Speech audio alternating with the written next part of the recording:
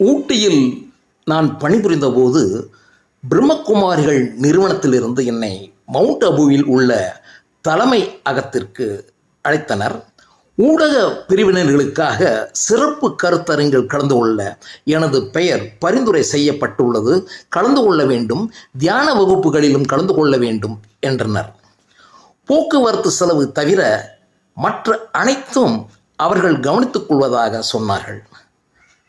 அண்ணாமலை தன்னையே ஜோதியாக உயிராக காட்டியதை விட வேறு பெரியது உண்டோ என்றேன். அதற்கு வந்த பிரம்மகுமாரி அவர்கள், அண்ணாமலை அனுபவம் கண்டீர்கள், ஊட்டி மலை அழகை பார்த்தீர்கள், மவுண்ட் அபுவின் அனுபவத்தையும் பார்க்கலாம், பாபாவையும் உணரலாம் என்றார்கள். தானாக வரும் அருளை ஏன் தவிர்க்க வேண்டும் என எண்ணி ஒப்புக்கொண்டேன். பயணத்திற்கும் தயாரானேன்.